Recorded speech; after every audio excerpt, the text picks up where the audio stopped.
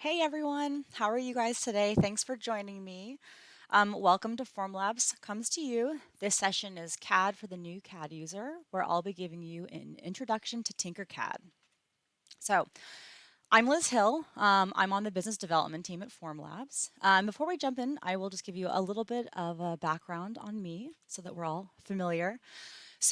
Before joining Formlabs, I really built my career in fashion and spent 15 years working in the fashion industry, mostly in corporate fashion. About 8 of those years, about the past 8 years, were spent using 3D printing, using Rhino 3D, which is my professional modeling background. I also do Tinkercad, so subdivision modeling, if you are familiar with that, as well as a little bit of Fusion 360. In my previous role, I was the director of 3D prototyping at Tapestry. And if you don't know Tapestry, perhaps you've seen some of these items on screen and they might look familiar. Tapestry is the parent company for Coach, Kate Spade, and Stuart Weitzman. So I really built my career over the past decade, specifically at Coach, which then became Tapestry. During my time there, about the past decade or so, I was leading a team and sort of building a team that specialized in the 3D visualization for fashion hardware and jewelry. You can see some examples on screen, the hardware components on these accessories, along with these rings and key fobs and shoes. All of that would have been items that were developed and visualized, 3D modeled by my team. And actually, these are examples of the work that I've done in the past. The way that I sort of got to Tinkercad, I obviously started as a professional 3D modeler and still do that from time to time.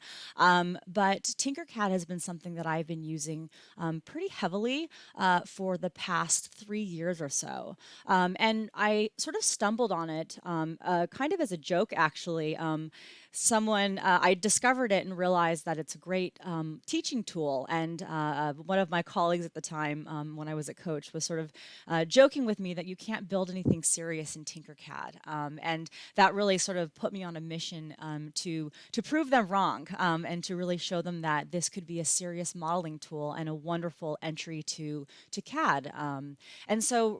At around that time, about 3 years ago, I teamed up with an organization called Tech Girls, which is based out of Philadelphia, a smaller nonprofit organization with really big impact. They specialize in offering open source STEM-based curriculum for young women. And since then, I had created some workshops for them, specifically around jewelry design, since that was my background. And then I've since really expanded the teaching into organizations like Girls Who Code, in collaboration with Kate Spade, and then also, of course, Tech Girls, and then more recently, as part of the Maker Mind program at the Fashion Institute of Technology, which is actually where I went to school as well many years ago. And more recently, even this month, I've been trying to find ways to offer up, interesting learning opportunities, again, around sort of focused on jewelry design for friends and anyone looking to dive into CAD. And so I've been live streaming Thursday nights at 6 p.m. Eastern Time through my YouTube channel, Digital Design for Jewelry classes. We've been doing one each week, all focused on a different type of item that you could do. And so this was the third week was last night, and so I've got two more. But they're on my YouTube channel, and you can definitely just go and check them out. They're quick fire classes. You model a design with lots of customization options. So I encourage everyone to check that out if you'd like to actually, go through a real sort of demonstration and hands-on modeling process. So before we jump in, just want to walk through the agenda for today. I'm going to give you sort of a continuation and overview of Tinkercad. So really diving into what Tinkercad is, the possibilities from a design perspective, and then walking you really through the actual workflow itself, from design to 3D printing using a Formlabs printer, and then some cool finishing suggestions that you could use to really help sort of bring your parts to life. And then the second part of that towards the end will be I'll show you an actual walkthrough, a live walkthrough of the Tinkercad interface interface. And then depending on the time, I'll do a little bit of sort of showing you how, in a slower method, how to actually model what the basis of the program is. And certainly if you would like to see anything specific, if you have any questions, at that point you can say, hey, how would you do this? And I'd be happy to sort of demo that as well. And I can certainly hang out a little bit past one as well if there's any examples you'd like to see. So jumping right in. So what is Tinkercad? So Tinkercad is a free browser-based 3D modeling software created by Autodesk. And if you don't know Autodesk, they are a very large company who make a wide variety of professional 3D modeling sort of CAD softwares that really span industries. However, they also make Tinkercad. And this software is really more an easy to learn software that has an intuitive interface. It's quite simple, and it's really perfect for beginners and children. And it's based on the principles of combining primitive shapes or sort of basic pieces of geometry that you then use to combine complex shapes. And so the examples on screen that you see really demonstrate some of the wider range of design possibilities, specifically jewelry. Again, that's my background. And so what I'm wearing that on my hand, that sort of floral ring that you see, was made entirely in Tinkercad. So you can really understand how you could really create professional looking parts, real jewelry, real designs, using this very simple software. And the beauty is, of course, that it exports 3D printable files. And so this is a really, really wonderful entry point to 3D printing if you're trying to get more involved in this technology. So as I mentioned, I'm pretty sure that Tinkercad was developed for children to really facilitate in that STEM-based learning process. And it's about engaging children in creative and analytical thinking. Anyone who gets into 3D modeling, no matter how basic it is going to be learning about the manufacturing process and learning about fabrication. And it's going to be sort of teaching yourself the sort of step-by-step analytical thinking process that is required you would need to really span any 3D professional 3D software, and the Tinkercad is really the same. And so this is just a really nice early introduction to digital technology, and as I mentioned, a wonderful entry point for 3D printing. When I started teaching, K through 12 high school students primarily, the sort of message that I kept hearing was that, a lot of schools about 3 or 4 or 5 years ago were adopting, creating maker spaces, were bringing 3D printers, laser cutters, CNC machines into these different maker spaces and community centers and libraries. Maybe not CNC machines in libraries, but 3D printers certainly. And the challenge is that children and young adults were really interested in learning and using it. They knew what it was in principle, but without having any kind of 3D modeling capability, it becomes very challenging to be able to be very creative with a 3D printer, because you have to create something that you can then 3D print. So this has really been a great answer to that, that sort of how do you bridge the gap between an idea to a physical object? This is that missing link. And then, like I said, so Tinkercad, while I think it was made for children, it appears to be geared for children.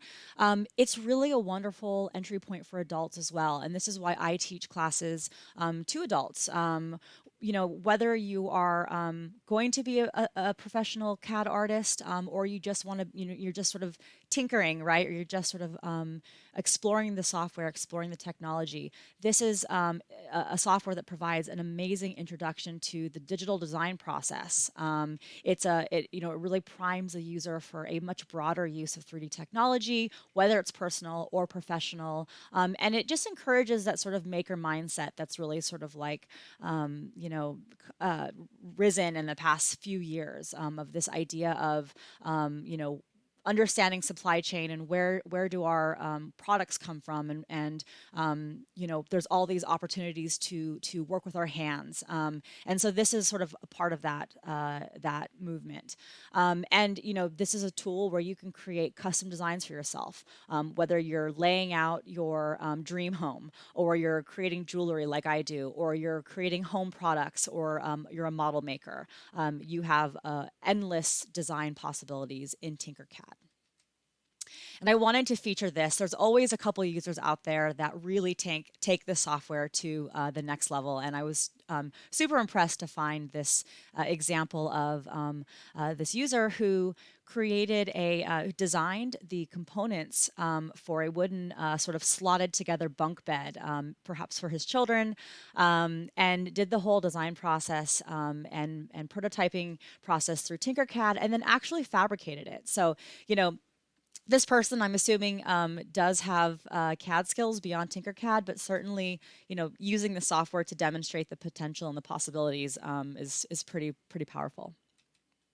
So, jumping into the TinkerCAD workflow itself.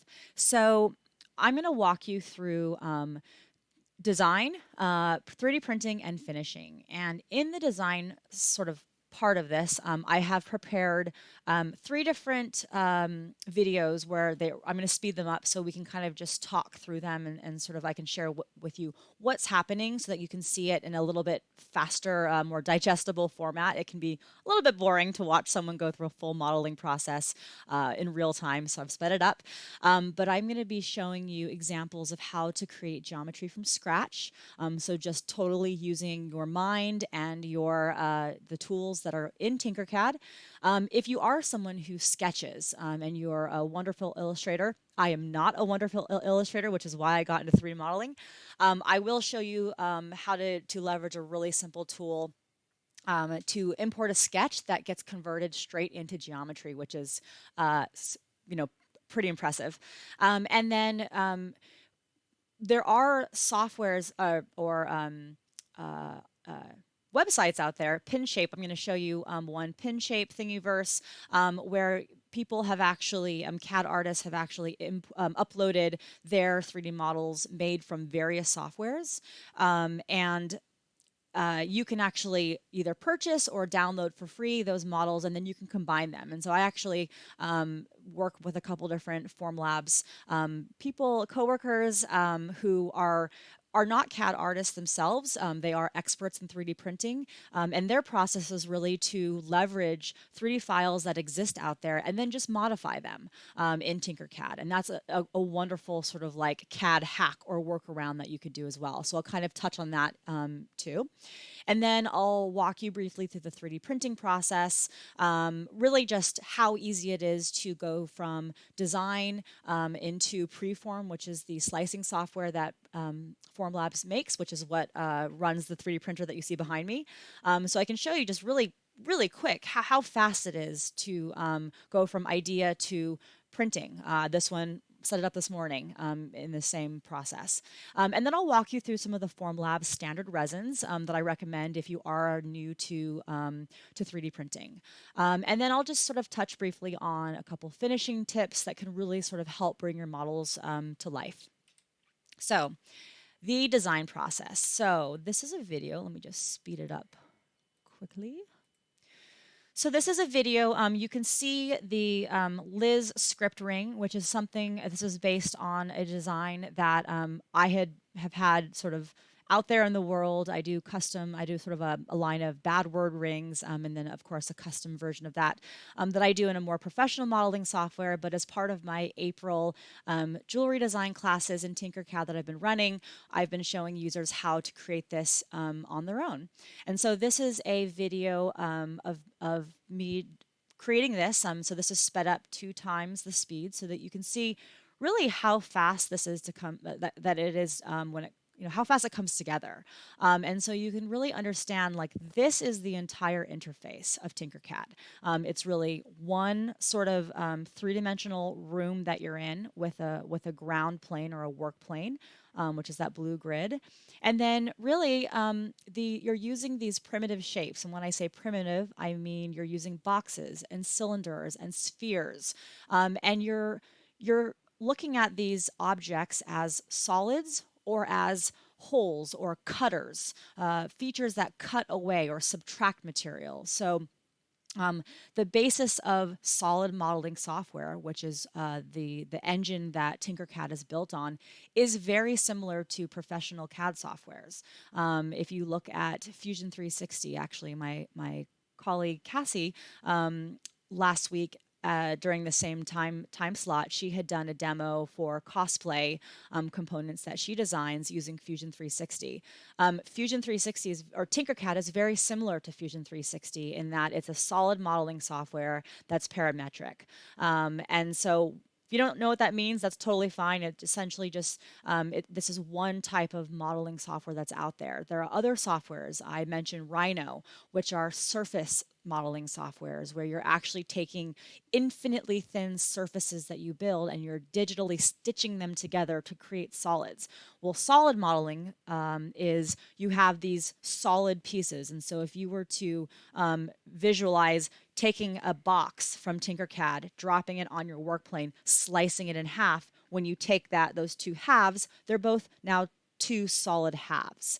And these are just sort of the differences between professional modeling engines. There's also mesh modeling or subdivision modeling, which allows you to create more organic shapes.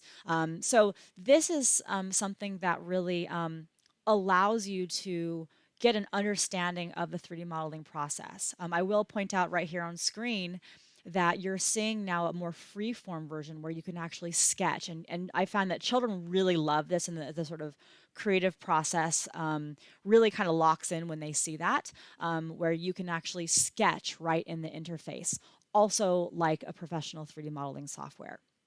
So just kind of wrapping this up. So this was about a 5-minute video, I think, when we sped it up. So that was an entire ring from idea to completion in 10 minutes in real life. And you can then start, push it to the 3D printing process, which I'll show you in a second. And you can really go from nothing to prototyping through 3D printing in 15 minutes or less, depending on what you're building. And so I'm just going to kind of keep moving through from here. So now this is that same kind of concept, but you can see in this example, this is actually just a Sharpie and a piece of paper. So in this case, I'm actually importing this image as an SVG file. I literally drew this out or wrote this out, took a photo with my iPhone, sent it to my email, converted it on a free online converter, and I've just imported my own writing and my own sketch.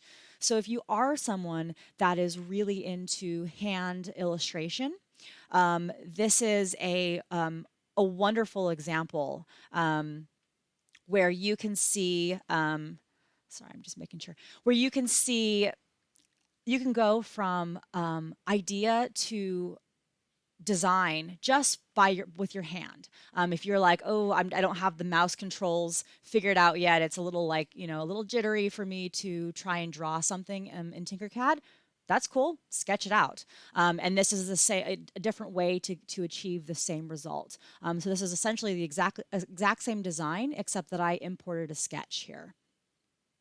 And then I'll just move on. And then I did mention that there are some platforms out there where you can actually download existing 3D model files, or I'm sorry, 3D files that other users have created, and you can import them. And so PinShape is one that I wanted to feature. So you can see this skull in the center of the image, this sort of cloudy white skull. So I downloaded this file for free, and now I've actually just gone to import it into the Tinkercad interface, and it takes a second to import. It's a pretty robust file, so we'll take a second. So you can see now the file has imported nicely into Tinkercad, and I can resize it, reorient it, modify it, slice it however I want, and I can go basically create myself a skull ring if I wanted to in less than less than 3 minutes. So you can just see how fast that iteration process is. And how fast you can start creating really complex, really professional looking pieces. Even if you don't want to spend the time to build an entire skull ring, which I will show you in a second. I have done that, and a proud moment, but also a very time consuming model to make. So this is just me sort of showing how you could import this skull STL file. And I'm actually going to use this transparent hole feature to cut away so that I can trim it so that it follows the footprint of my ring.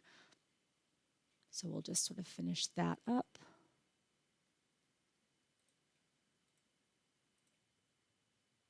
Move this a little quicker.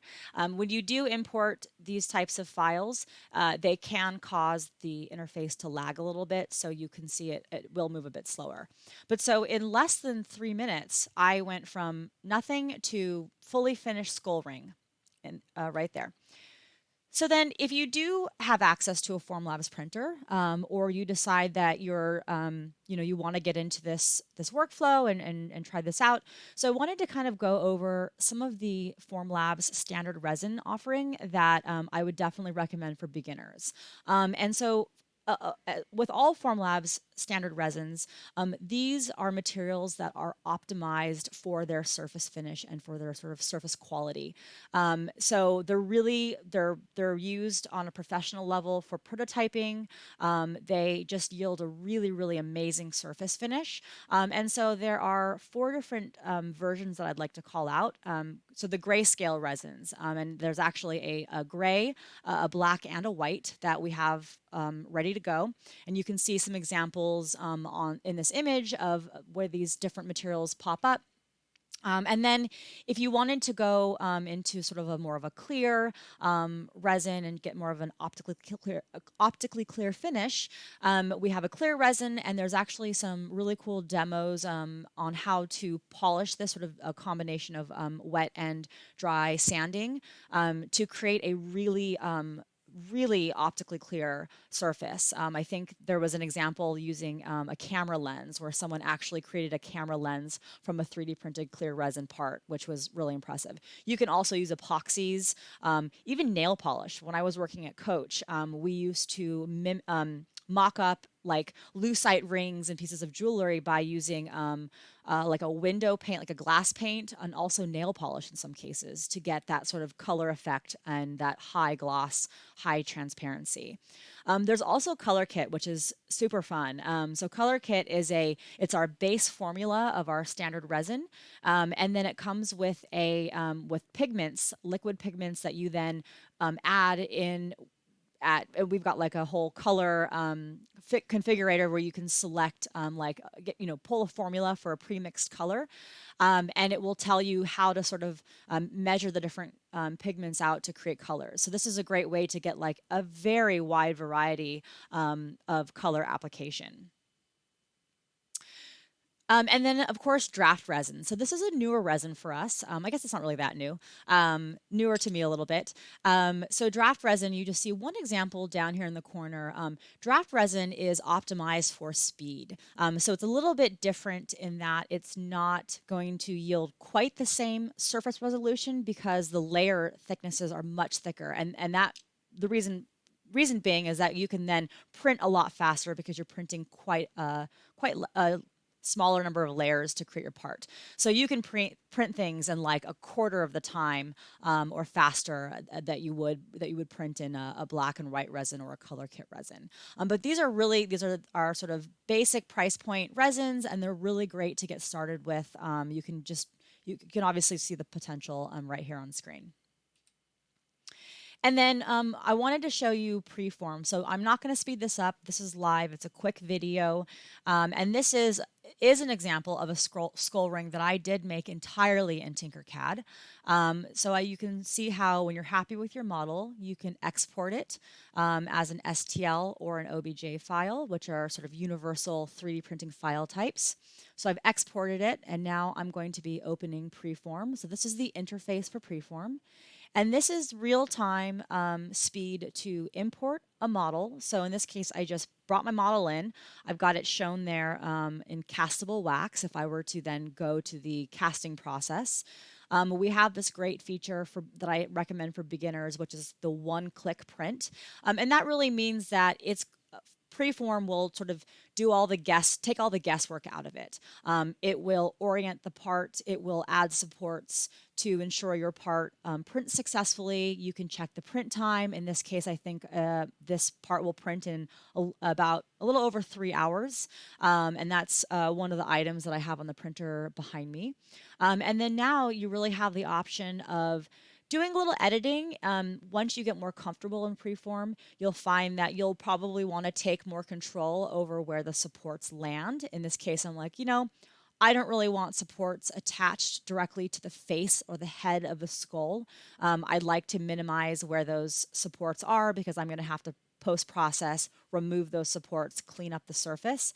And you can see in real time as I'm removing support points, Preform is telling me by highlighting in red different areas that are under supported. And so then I'm getting this sort of feedback. And so I say, okay, well, I do need to add some supports there to ensure that I have a successful print. So let me go back in and you'll see that I'm now going to go back in and add a couple in there in sort of more convenient places so that I can minimize how much post-processing that I have to do to the part itself. So this is something that you do not have to do when you're getting started in Preform. I always recommend being a little bit more conservative and going with Preform's recommendations. But once you get comfortable with this, with the software, with the printer, you really start to understand how you can push it and how you can reduce the amount of supports and orient things that are more in a way that's more optimized to your part and still have success. So now I'm happy with the supports. My entire surface of my skull ring is clean, is untouched, and I just say, let's print. And that entire video, I think, was just a few minutes. So you can see, really, you can get to the print process very, very quickly.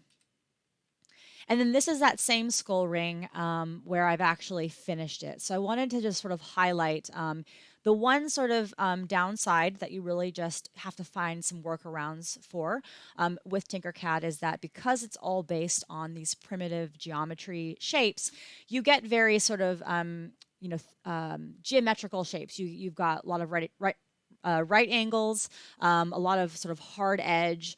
It's hard to get really organic shapes. And so the way that I sort of overcame that when I wanted to create a skull ring, which is obviously a very organic, irregular surface, I've done that plenty in Sub D, I've done that in Rhino, but it was a different kind of challenge in Tinkercad. This is actually the example when my old coworker had said, you can't make anything complex in Tinkercad, and this was sort of my my proof that you could.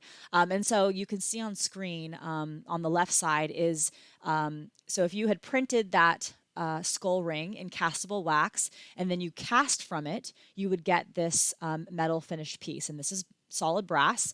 I would then use just a basic Dremel tool. If you are in the jewelry industry, this is a familiar tool for you. You can use machine sanding and polishing. You can do it by hand. But this is where I really sort of shaped this part.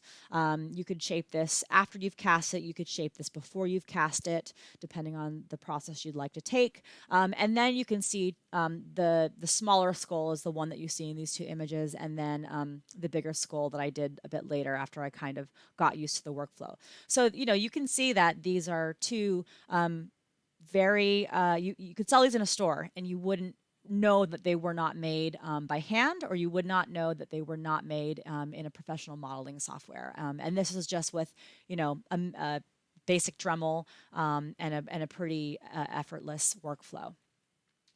And then I also wanted to, if you're not going to go, the full route of metal fabrication and you're not going to be doing sanding and making fine jewelry, totally fine. But I did want to also feature this X-Wing earring that a colleague, Kyle at Formlabs, created so this is, I believe this is a model that he pulled in from perhaps Pin Shape or another collection of online models. And he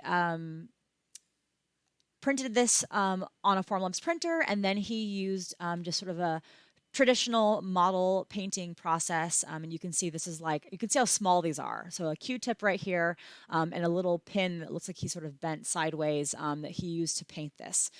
So this is there's a lot of model makers out there. There's a lot of just great sort of starting kits if you want to transform your part, paint it, cover the surface. The print quality and those standard resins that I showed you really gives you a surface that you can paint, and you can have you really wouldn't know that it was 3D printed. It's a really, really nice surface finish.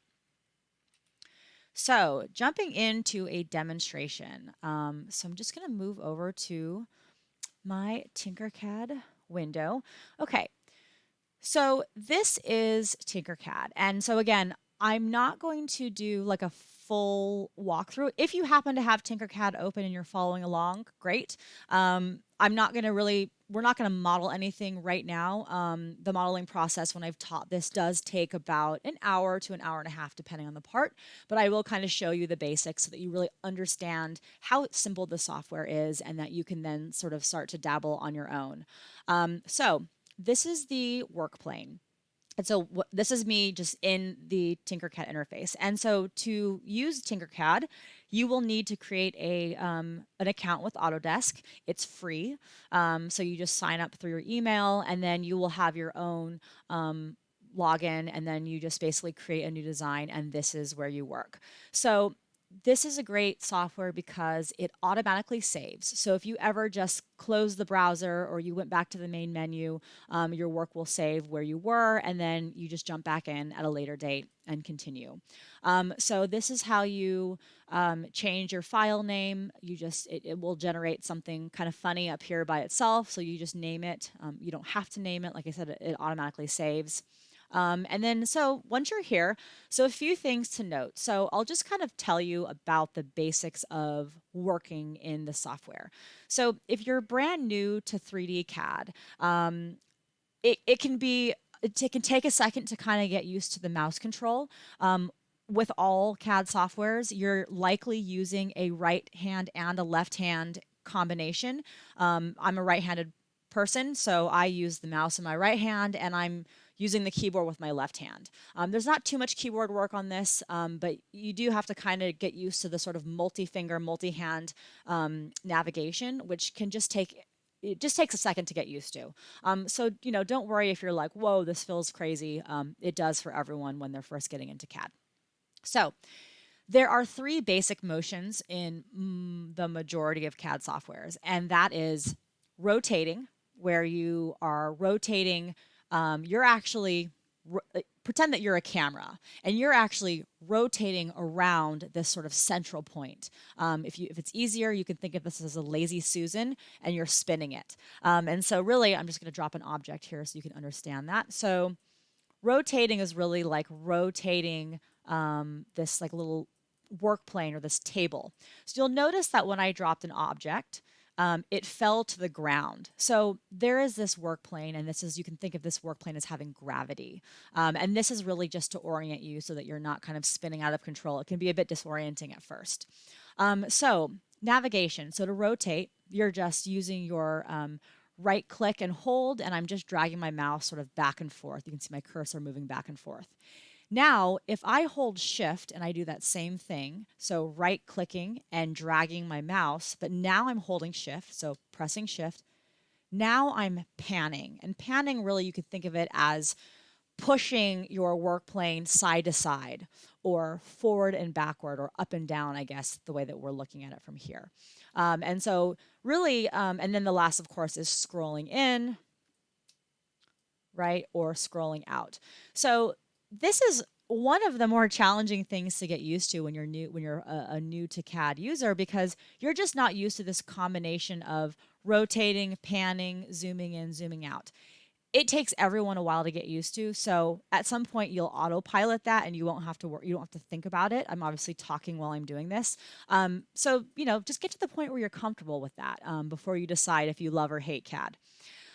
So if you're getting started and you're sort of like getting lost, your model's like way over here, which is very common, and you're like, oh, I don't know where I am, what's happening, you have two options. The home view snaps you back to that sort of partial bird's eye perspective view. And then also, if you watch this orientation cube up in this corner up here, the left-hand corner, as I'm moving, you can see it moving with me. The orientation cube is fixed to this work plane. They're locked together. So you can use this as well as a nice way to navigate if you're like, I just don't have the hang of those mouse controls yet. This is a nice way to know what you're looking at. So then a few other things, if you want to just sort of quickly snap into view, so say again, I'm a little over here and I'm trying to work on this box right here. Fit all in view is a great way just to zoom your camera in to where you're trying to be and get a nice close-up focused look at your geometry. And then the plus and minus are more sort of slower manual ways to zoom in and zoom out. And then this last button here is a little odd when you're not working, but it becomes very handy. So if I'm in my front view, so right now I'm in a totally front view looking at the front of this box. However, I can see that this is a bit more perspective. This is how your eyes would look if you were looking at a box like on the ground or on a table perhaps. This is more indicative of reality, but is a little bit challenging when you're trying to position things. So toggling this flat view makes us now, it flattens the view and it looks more like a sketch. And this can be very helpful, like if you are trying to line two objects up and trying to evaluate how much space is in between here, this can be easier than this, where I now can't even see the space in there. So you can understand how that works. So a little bit about this grid. So let me just show you from this perspective, flat view. Okay, so I'm just going to move that right there. So I'm going to move the box with my mouse and then with arrows. And I want you to kind of watch how it's moving. So as I drag it, it's taking these sort of like steps. It's not a smooth dragging motion. It's a sort of a jittery dragging motion. And that is because if I look down in the corner, in the lower right-hand corner, my snap grid is set to 1 millimeter. So what does that mean? That means that this grid is in millimeters. If you want to change that and you're like, I don't know millimeters, you can edit the grid and you can change to inches as well. I work in millimeters. I'm going to leave it there. And what this little slider does or toggle does is it's saying your default motion is happening in 1 millimeter increments. So this grid, these dark blue boxes are 10 by 10 millimeters or 1 centimeter. So if I am using my arrows now on my keyboard and I'm hitting the right arrow, it's moving in 1 millimeter jumps. If I'm trying to move things, orient things that are closer than 1 millimeter apart, I will need to change this. And so now, if I change this to 0.5, now my arrow, you can see here, my arrows are moving this in 0.5 millimeter or 0.5 millimeter increments. So this is a way that you can kind of be flexible with how you're orienting parts. So I'm not going to dive into all these different tools up here. They're pretty straightforward when you look at them. If you do want to sort of learn more, then I will then definitely come over and check out my YouTube classes where I do have we walk through all of these different tools, and then you can also do sort of a modeling demo with me and build some parts this way. But I do want to quickly show you a couple other things that is not obvious. So this is really cool. If you decide that you want to add a cylinder to your box. So right now I'm moving my cylinder and it wants to sort of, gravity is taking hold and it wants to fall to the floor. And the reason is because this work plane is, you can think of it as being sticky or having gravity, right? If I want to put that cylinder on the box, I can temporarily reset my work plane. And so I've just clicked work plane and now I have this little sticky preview of a work plane that is hovering and sort of sticking itself to different surfaces. So now if I choose that top surface, look what has happened. I have temporarily relocated my work plane to be directly on top of my box. So now when I drop the cylinder, it is now sitting on top. So that's a really a great little trick. And if you want to reset it, just drop a new work plane somewhere else. So then the basis of Tinkercad, of building geometries, is quite simple. So you have all these different solid objects, and there's a bunch of different menus here that I encourage you to check out. But really, how you combine and subtract shapes to create complex geometries is quite simple. These items, when they are a solid color, they are solid objects. So if you slice one in half and you open it up, it would be two solid half boxes. Or if you want to change that, you can change any object to be a whole. And so now it just looks like this sort of semi-transparent box. But what happens, let me actually just show you what happens when it's a solid. So I now have intersected these two objects. I'm going to group them, and they now become one color. And that is because they are now one object. They are now joined. You cannot divide them, separate them again unless you ungroup them back to their original forms. If you make this a whole, either of these items a whole, watch what happens now. I'm now doing the same thing. I'm going to group it, but now it has subtracted the geometry. That is the basis of the entire software, adding and subtracting. And so really you're using this to create complex designs based on how you manipulate the shapes. So the shapes themselves, just a last thing I'll show you, and then I'll take some questions. So the last thing is you can rotate, and you can rotate by dragging. You can rotate by keying in a degree of rotation. You can move this item I showed you with the arrows. You can move it up and down off the work plane by dragging. You can also resize this by dragging these corner nodes, or you can key in new measurements by clicking on the dimension and then just keying in a new dimension. So you can actually build parts that are very, very precise this way.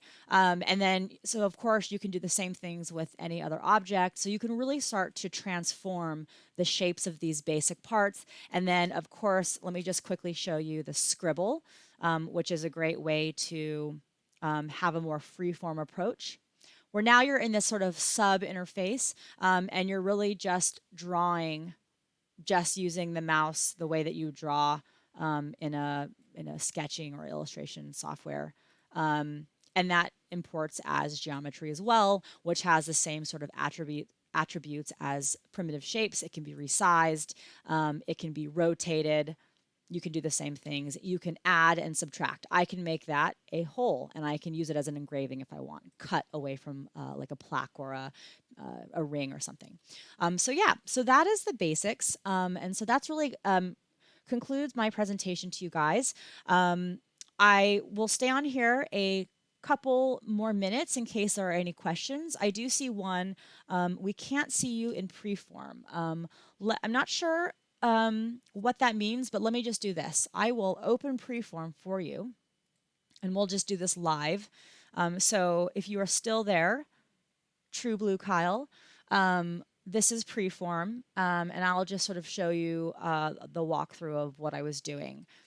So right now, Reliable Mink, that's the printer off of my shoulder. I have gray in there. That's what I'm printing right now, one of those standard resins. And let me just open a file for you. So we'll just pull one of these. I'm not sure which one that is. Okay, so this is a cuff. So this is how the items come in. They are oriented as you exported them in Tinkercad. So this was how it was sitting, exactly as it was sitting on my interface in Tinkercad. And then this is the one-click print feature. So I just single click this object to select it. And by the way, The mouse controls in Preform are the same as Tinkercad. So when you get used to one, you're now comfortable with the other. So I'm rotating by holding my right mouse. I'm holding Shift now, I'm panning, and I'm scrolling in, scrolling out to zoom. So that's really convenient. And they're often quite similar across CAD platforms. Sometimes one will be sort of reversed, one navigational tool. But they're luckily Tinkercad and Preform are the same. So the one-click print, I select my part, I go up to this sort of magic wand button. It tells you it's going to automatically orient, support, and lay out your model. So this is the fastest way. It also has the least control. Oh my gosh, sorry. I realize that you are still seeing Tinkercad. Sorry about that, guys. Let me try and reset this. Just give me 1 second.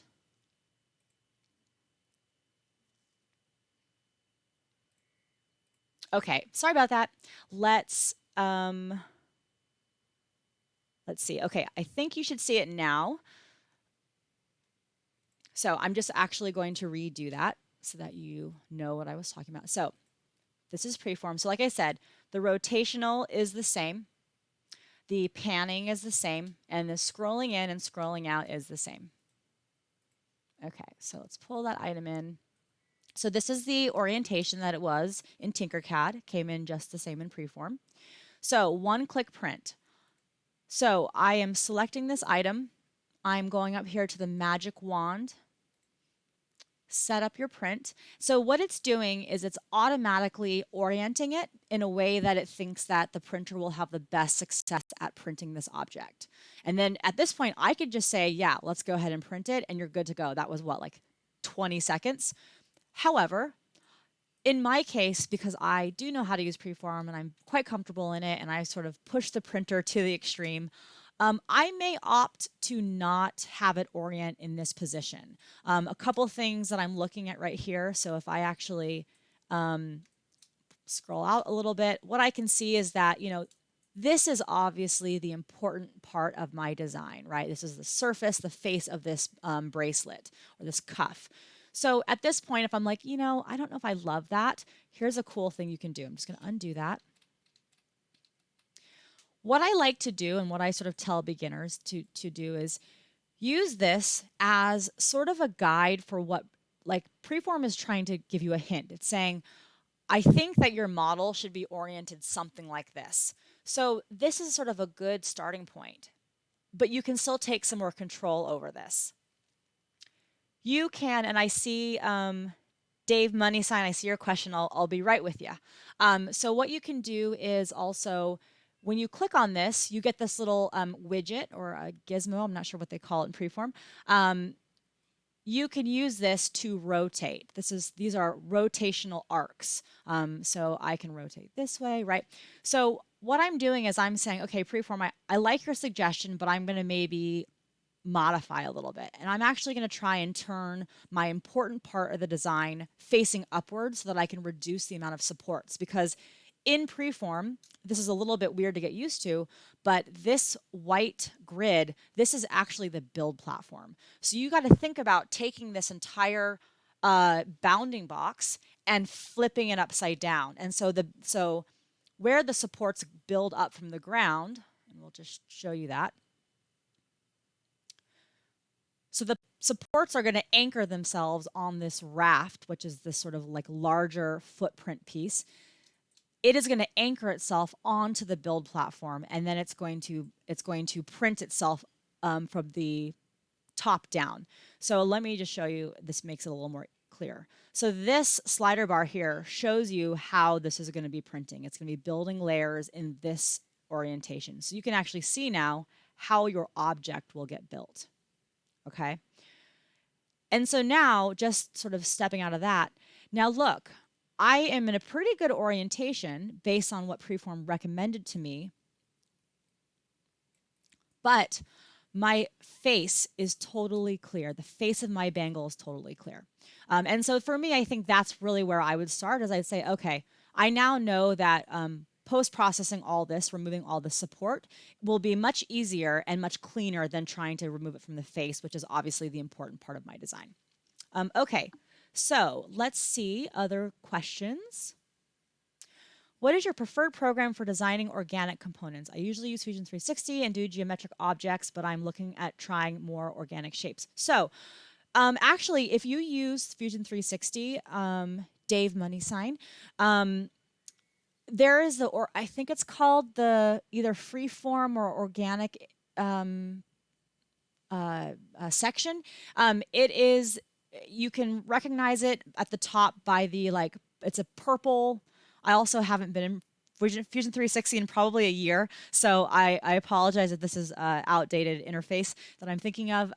But it's a purple, like sort of soft box, and so really, so I had mentioned that I work in Rhino 3D and T-splines. So T-splines was a plugin that was offered to SolidWorks, often offered to Rhino, made by Autodesk.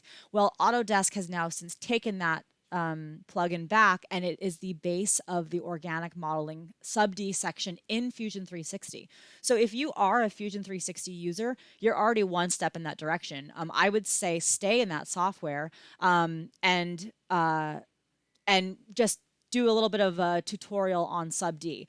I will say that subdivision modeling is like an entirely different animal than working in the parametric side of Fusion, where you're working more in solids. You're extruding curves, you're creating sketches, you're constraining sketches, you're then extruding, adding features, filleting edges, but you really can't kind of push and pull those in a freeform way. You can do that in the T-spline section of Fusion 360, but learning subdivision modeling is it's just entirely different. You're basically you're constraining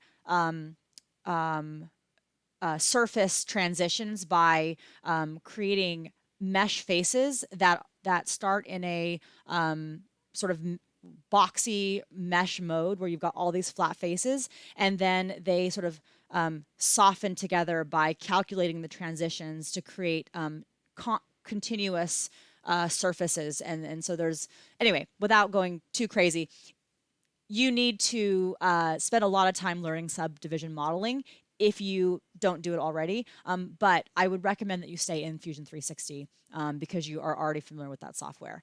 ZBrush is a great one to get started. Actually, Mesh Mixer, but Mesh Mixer specifically is more is true sculpting. You're not going to be building geometry in a optimized way. You're going to be taking, like, starting from a mesh cube, a dense mesh cube, and then you're sculpting it.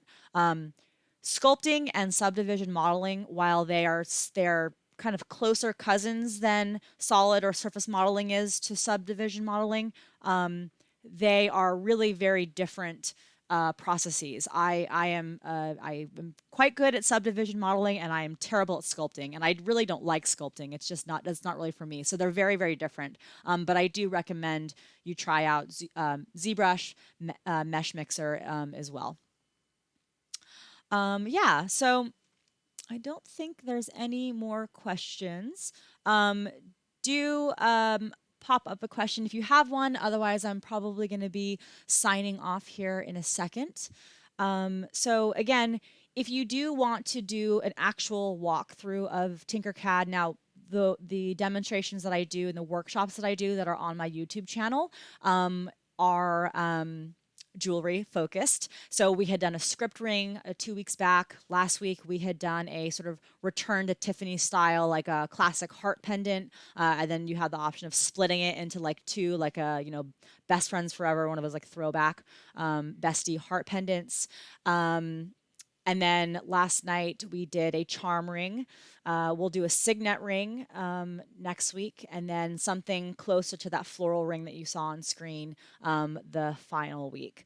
And I will post actually in this message. So YouTube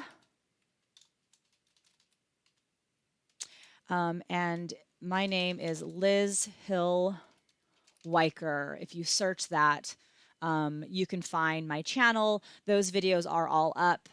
There is a full-length version, which is the live stream feed. And then there is a shorter version that's like just the steps. It's usually like a quarter of the time. If you're comfortable in Tinkercad, you don't really want the commentary, you just want to zip through it, that's the one for you. I haven't posted last night's yet, but I'll have that up this weekend. So definitely. Oh, and I see Vertigo, my friend Diana, posted something there as well. I think it's probably a link to the channel. So yeah, and of course, I'd love to see you there.